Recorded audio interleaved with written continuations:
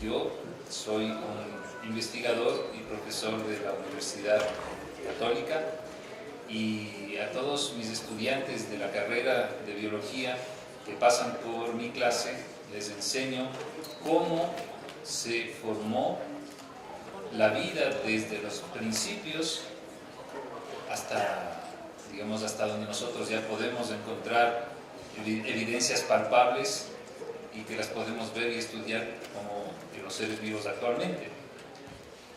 Yo quisiera empezar haciendo una pregunta a todos ustedes, diciéndoles esto: ¿quién de ustedes cree que la vida se formó en un caldo primigenio en el océano?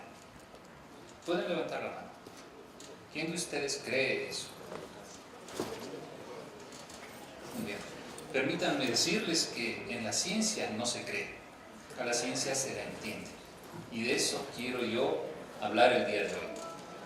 Uno cree en la fe es una creencia, pero la ciencia tiene que ser comprendida.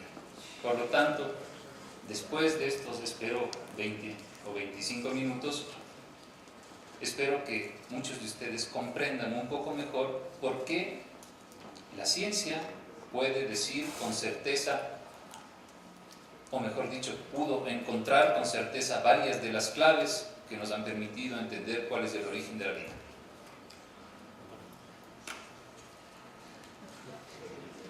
Bueno, esperemos un momento. Bueno, y hablando sobre el tema de la fe y de la ciencia, tengo que decir que en los libros, en los textos científicos, jamás se topa el tema de Dios, porque la ciencia no está encargada ni de soportar las tesis religiosas, ni tampoco de desmentirlas. La ciencia tiene su vía, y el edificio de la ciencia se construye bajo evidencias comprobadas, ¿verdad? Esto me recuerda a lo que un amigo mío, uno de los investigadores más conocidos en los Estados Unidos, Barry Bruce, me contaba hace pocos meses que visitó nuestro laboratorio. Digo que es uno de los más reconocidos en Estados Unidos porque la revista Forbes le declaró uno de los 10 hombres que puede cambiar el mundo. Gracias a sus investigaciones, créanme, él lo que puede hacer es extraer los pigmentos que producen la fotosíntesis en las plantas y ponerlos en una linterna para generar luz. Eso es realmente un cambio impresionante en la tecnología, y es un conocimiento profundo, obviamente no solamente de la tecnología, sino de los principios básicos de la vida. Es tan importante este hombre y tan reconocido que fue invitado nada más ni nada menos que por el Dalai Lama para dar clases de biología 1 a los monjes tibetanos.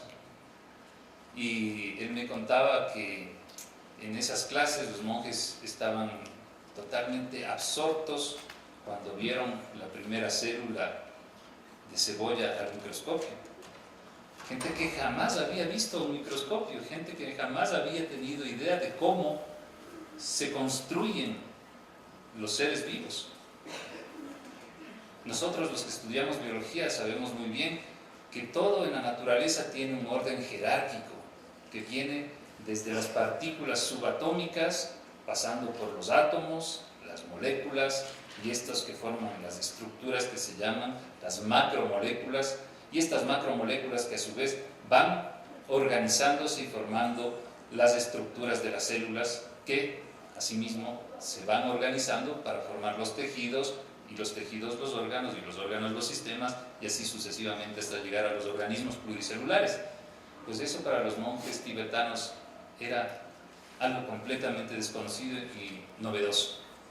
Creo que no estamos en ese mismo nivel, pero estoy seguro que si es que se enciende el computador y podemos enseñar algunas de las diapositivas, algunos de ustedes quedarán también absortos por las evidencias científicas, sobre todo en temas de evolución a nivel molecular, porque nosotros estamos acostumbrados a hablar de la evolución desde una perspectiva humana, ¿no? Siempre pensamos en evolución y lo primero que se nos ocurre es el mono y al final de la escala el hombre.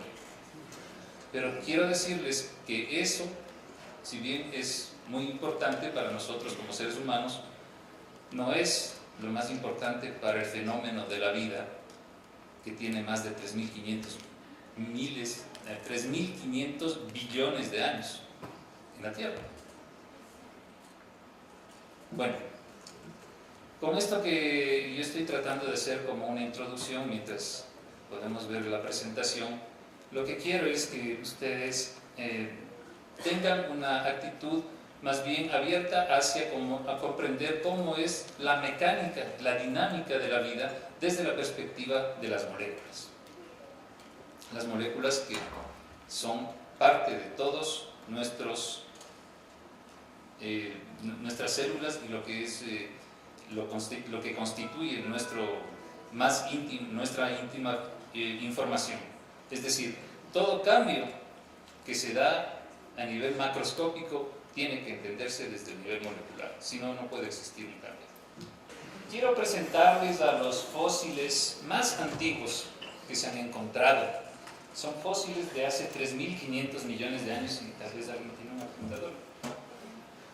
Bueno, a la izquierda tenemos un fósil de hace 3.500 millones de años que fue encontrado por un profesor de la Universidad de California en Los Ángeles, en unas rocas en Australia. Cuando se vio eso que se ve ahí, se comparó con actuales bacterias, las que se ven a la derecha en color verde, cianobacterias, que todavía existen en los mares, en los lagos. Abajo, en amarillo, se ve el primer fósil de un eucariote, es decir, de células, de organismos que ya tienen una compartimentalización y una funcionalidad mucho más compleja que las bacterias, que son los procariotes.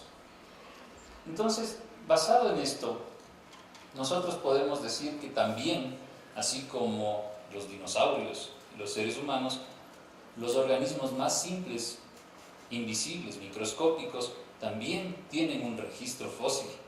Y eso es algo que ayuda muchísimo a entender los inicios de la vida.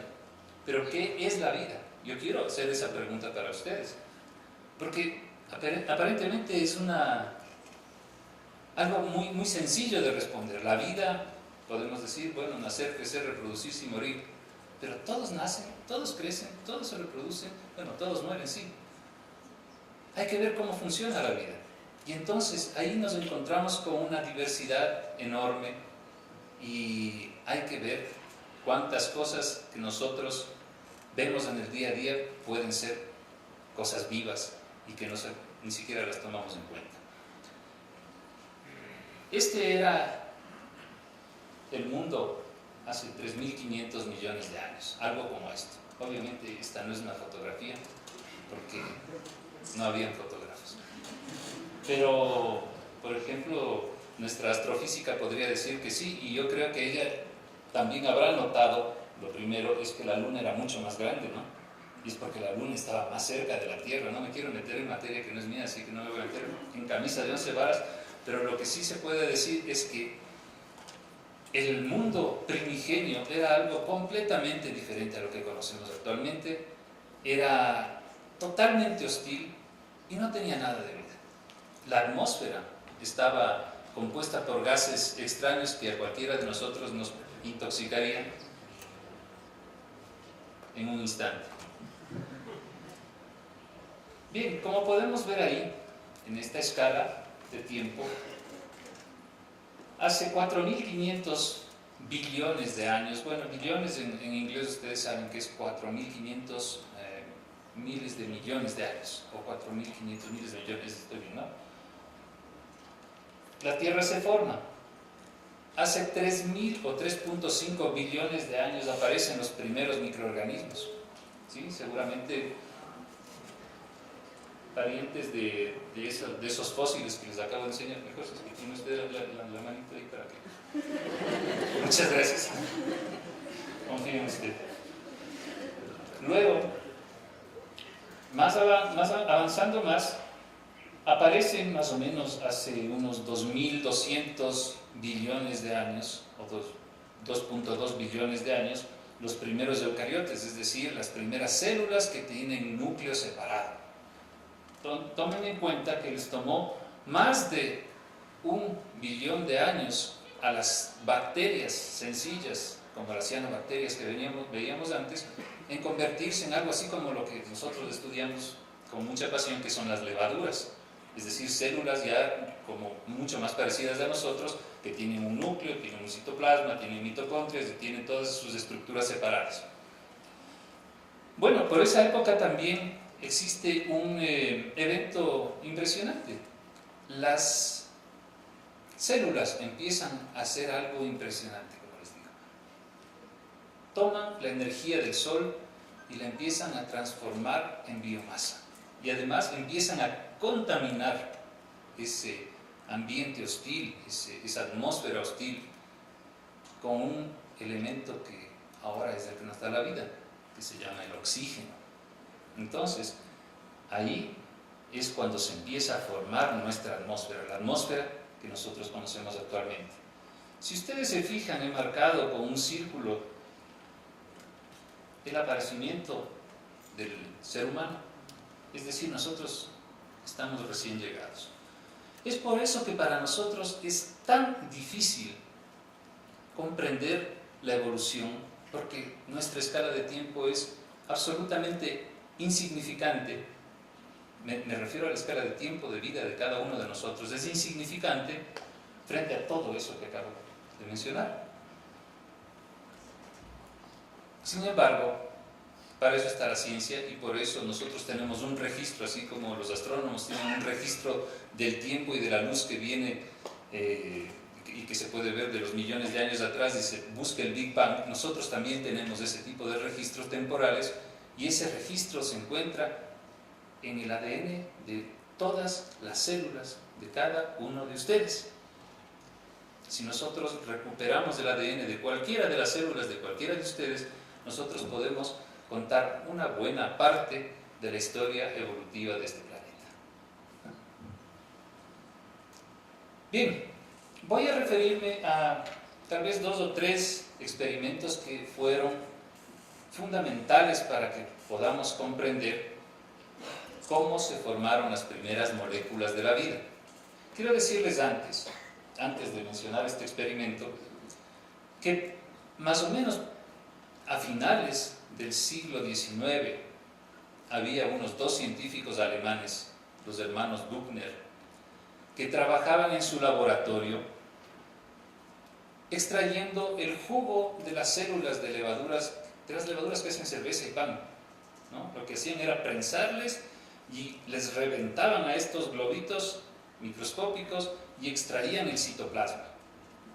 Entonces las células estaban completamente muertas y ellos recuperaban esos jugos para ver qué es lo que tenían esos jugos, simplemente, ¿no? Pero como en esos tiempos el acceso a la refrigeración era muy limitado, entonces lo que solían hacer es soluciones de sacarosa muy concentradas para evitar que vengan bacterias, porque todos sabemos que cuando hacemos una mermelada que es más difícil que se contamine, ¿no es cierto? Porque hay gran concentración de azúcar y eso les mata a las bacterias.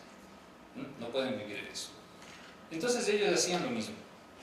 Pero cada vez que ponían los jugos celulares, esos jugos fermentaban, como si es que el espíritu de las levaduras estaba todavía presente. Entonces empezaron a decir, bueno, las levaduras tienen cuerpo y tienen alma. Y en realidad lo que tienen las levaduras son todo el aparataje enzimático que sirve para hacer la fermentación alcohólica. Por lo tanto, y como en ese tiempo todavía la química de los seres vivos era cosa de Dios, no se podía pensar en que los seres vivos tengan algo así como una química. Entonces recién a finales del siglo XIX dicen, no, hay química y por lo tanto esta es una química diferente a la química inorgánica, ¿no? La de los alquimistas que buscaban la piedra filosofal y el elixir de la eterna juventud. Esta es una bioquímica. Y entonces aparece el término y la ciencia que ahora nos explica muchos de los fenómenos. Para los años 1950 ya se hacían preguntas mucho más profundas sobre la vida, ¿no? y su composición y cómo es que llegamos a estar aquí. Y entonces estos dos investigadores, Miller y Urry, trataron de simular ese ambiente primigenio que veíamos en esa ilustración anterior, poniendo en un aparato de laboratorio metano, amonio, agua, hidrógeno, y le pusieron energía, le pusieron una chispa, simulando los rayos, ¿no?, que había. Y resulta que empezaron a aparecer moléculas que eran totalmente inesperadas, empezaron a asomar aminoácidos. Y bueno, ¿cómo es que un aminoácido puede ser creado de un ambiente abiótico? Nosotros todos los aminoácidos que tenemos en nuestras células vienen de lo que nos alimentamos. Descomponemos las proteínas en sus ladrillos fundamentales y esos son nuestros aminoácidos que los reincorporamos en nuestras estructuras. Bien, muchas gracias. Bien, pero para eso también empezaron a hacerse otras preguntas, como, por ejemplo, ¿cuáles son los eventos fundamentales para que apareciera la vida? Entonces, tiene que haber habido estos eventos al menos, ¿no? La generación de las moléculas claves como estos ácidos nucleicos, proteínas, carbohidratos y lípidos, los 4 macromoléculas de la vida. Tendrían esas macromoléculas que haberse organizado de alguna manera para generar lo que se llaman sistemas de autorreplicación, es decir, maquinarias que de alguna manera se ensamblan y pueden replicarse y producir otra maquinaria igual, o sea, células. Estos sistemas de autorreplicación, además, como la termodinámica lo dicta, tendrían que haber no sido espontáneamente replicados, sino que tienen que utilizar energía, y esa energía tenía que haber venido generalmente del Sol o energía química de otros compuestos. Entonces, cuando se forma eso, aparecen los primeros organismos que tienen una identidad bioquímica, digamos así. Y ustedes me dirán, pero eso es imposible, es improbable, ¿no? Bueno, ustedes vieron la escala de tiempo y lo que le tomó a la vida llegar a eso fueron muchos billones de años, ¿no es cierto? Muchísimos años. Así que lo que le sobra a la historia del universo es tiempo. Y vean ustedes lo que pudieron hacer Miller y Urry en una primera etapa.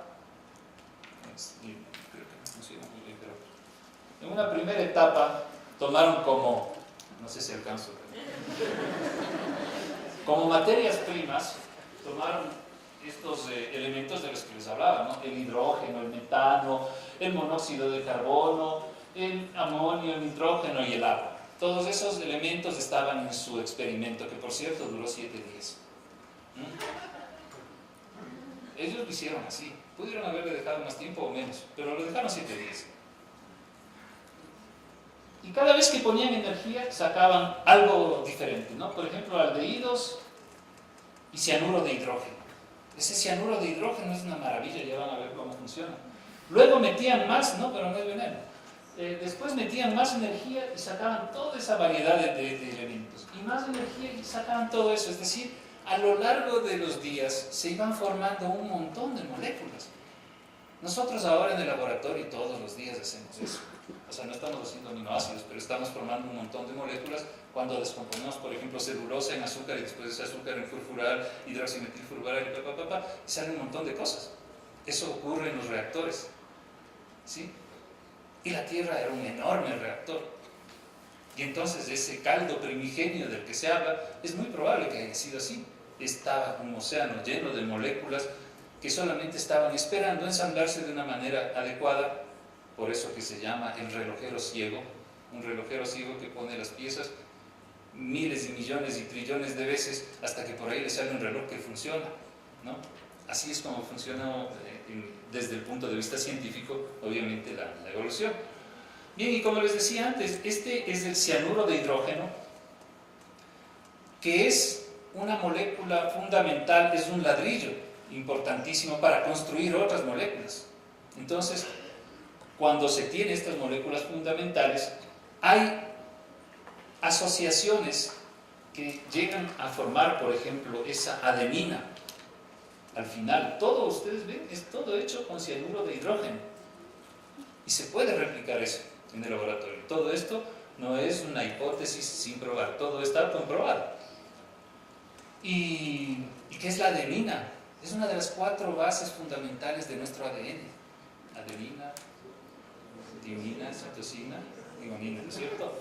Entonces, la adenina, ya tenemos una base del ADN. ¿Ya? Entonces, a nivel de moléculas se compite y existe una competencia, pero encarnizada dentro de nuestras células mismo, se compite por precursores como ese.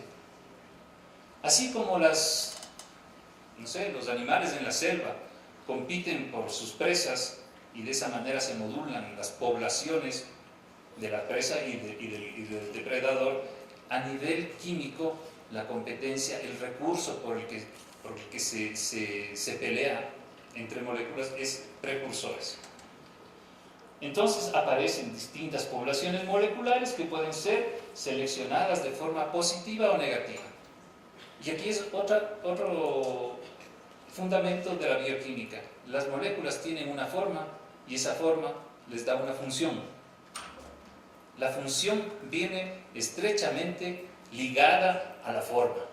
Claro, lo que nosotros tenemos que estudiar es por qué esta molécula funciona así, o predecir si es que queremos tal función, necesitamos una molécula que tenga determinada forma. Eso es parte de la bioquímica, de la ingeniería metabólica y de muchos de los avances tecnológicos y científicos que tenemos en la actualidad. O sea, muchos de ustedes tienen en este momento puesto un blue jean. Ese blue jean vino descolorido porque se utilizaron unas enzimas que fueron producidas por una bacteria a la cual se le introdujo un fragmento de un gen y ese gen empezó a producir una enzima, es decir, es una bacteria transgénica que produjo una enzima que sirvió para descolorir un gen. Y eso no sería posible si todo lo que estamos hablando no fuera verdad. ¿Sí? Esa es la evidencia científica y esa es la prueba científica del día a día, pero muchas más.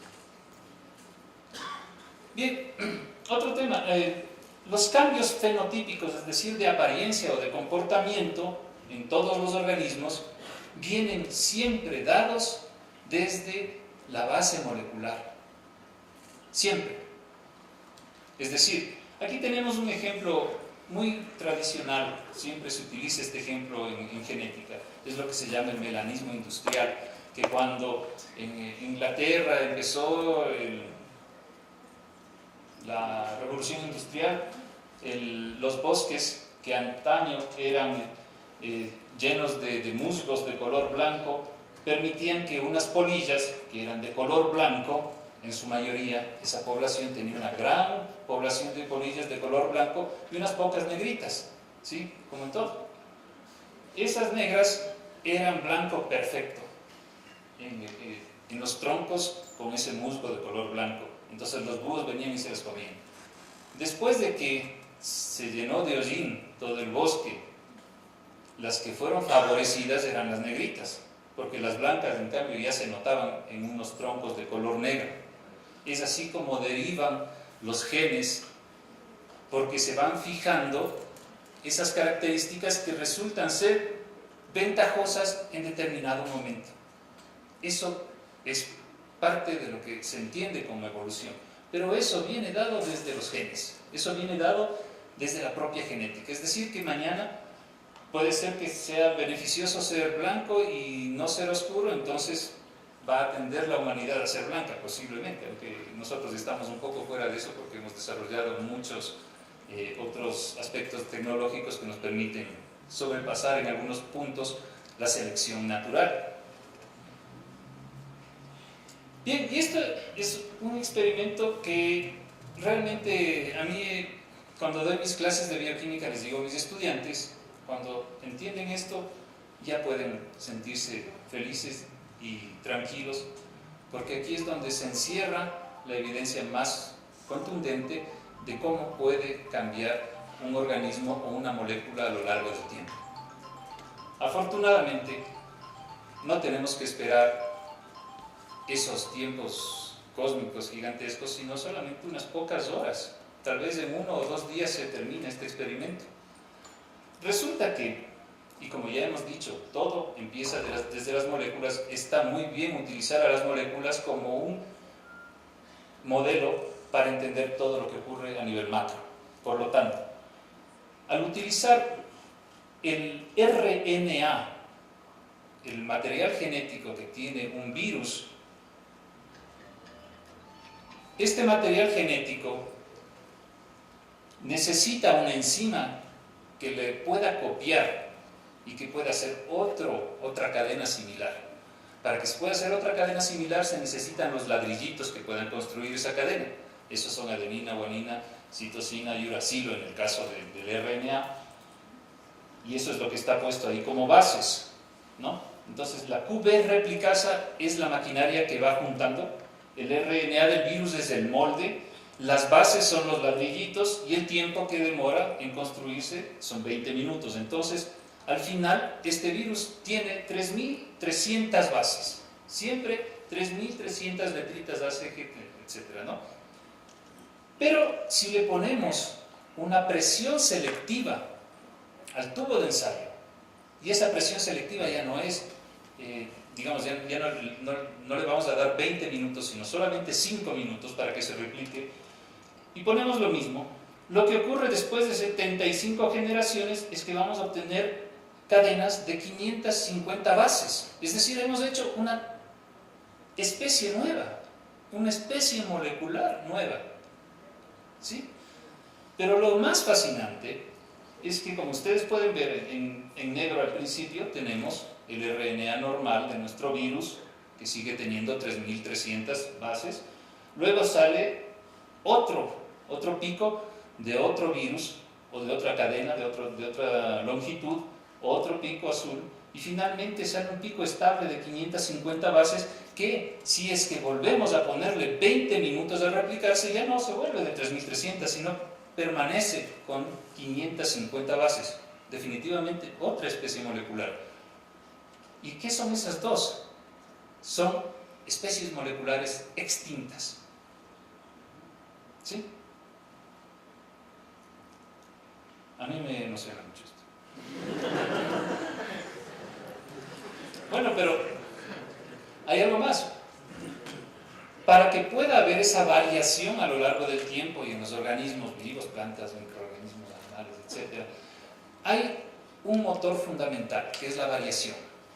Esa variación viene dada por las mutaciones, y pueden haber mutaciones que sean positivas, es decir, que le den una ventaja adaptativa frente al resto de la población a un individuo, y por lo tanto ese individuo tiene mejor posibilidad de pasar a la siguiente generación esa mutación.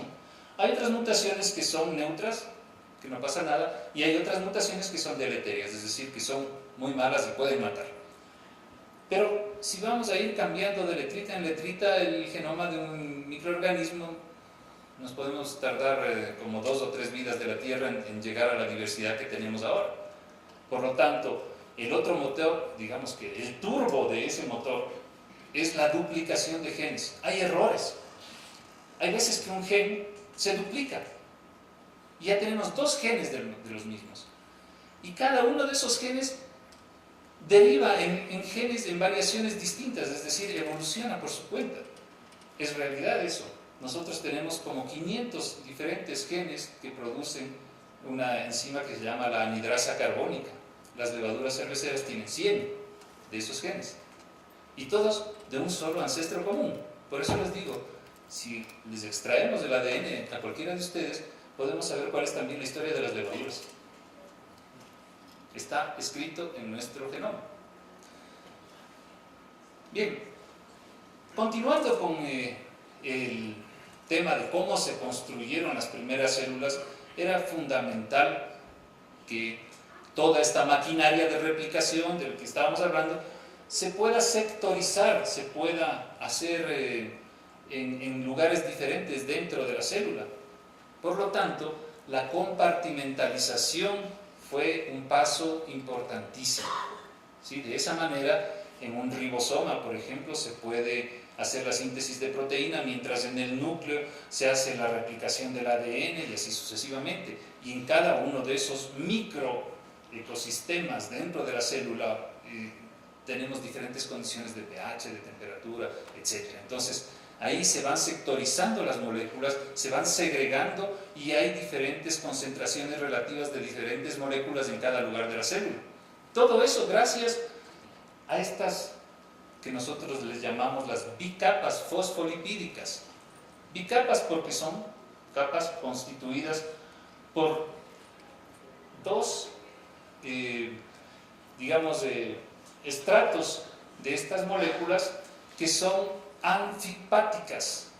No antipáticas, sino anfipáticas significa que son que pueden tanto estar en un lugar que tiene aceite, por ejemplo, tienen afinidad con la grasa y también con el agua, por un lado. Entonces, las que tienen afinidad con el agua están en rojo porque siempre el agua está rodeando y está en todas las estructuras celulares de afuera y adentro, mientras que las que tienen esas colitas son las que se esconden del agua.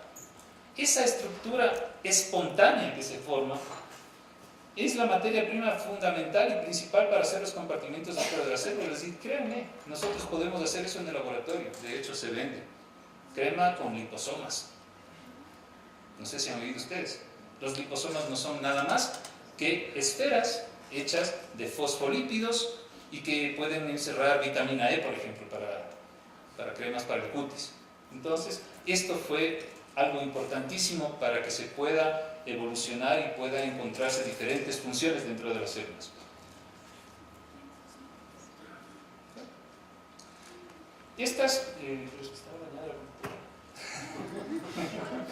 Bien, aquí tenemos una célula, un esquema de una célula, y esta es la forma más sencilla de cómo se forma ATP, cómo se hace ATP a partir de ADP y fosfato inorgánico. ¿Qué es el ATP primero? Es la molécula de la energía. Sin esa molécula no puede haber reproducción ni nada en la célula. Tomen en cuenta que estoy hablando de algo de 3.500 millones de años. No puedo hablar en 20 minutos de eso. Tengo que hablar un poquito más. Pero bueno, la forma en la que la naturaleza se las ingenió para que se pueda producir energía es a través de estos canales que están en las células, y lo que el círculo representa es una bicapa fosfolipídica que va a permitir que se genere la energía. Por favor. Bien, voy llegando al fin. Tenemos aquí dos organismos muy clásicos. Escherichia coli, que como vemos es una hermosa bacteria, muy bonita, vean ustedes, ¿no? Claro que causa serios trastornos, pero fíjense ustedes, esas fimbrias que se encuentran ahí son estructuras que les sirven para moverse. Todo eso es el producto de muchos millones de años de evolución. Pero más allá de eso, esta que dice Dictyostelium sp, que se ve ahí, una especie de honguitos, en realidad son unas como amebas que en condiciones de presión, digamos, falta de alimento, empiezan a juntarse y a formar un hongo que tiene su propio cuerpo fructífero, digámoslo así, y ya no es un organismo unicelular, sino pluricelular. Eso lo podemos ver, es fascinante. Ahí, si ustedes pueden ver, Dictyostelium en YouTube, pueden ver cómo se juntan todos esos y van formándose así. Es algo como lo que nos hace falta a los ecuatorianos. Deberíamos aprender de Dictyostelium cómo hay algunos incluso que se sacrifican en la parte del talo para que la parte del cuerpo fructífero todavía pueda tener células viables. Bien, y así es como aparecen los organismos pluricelulares.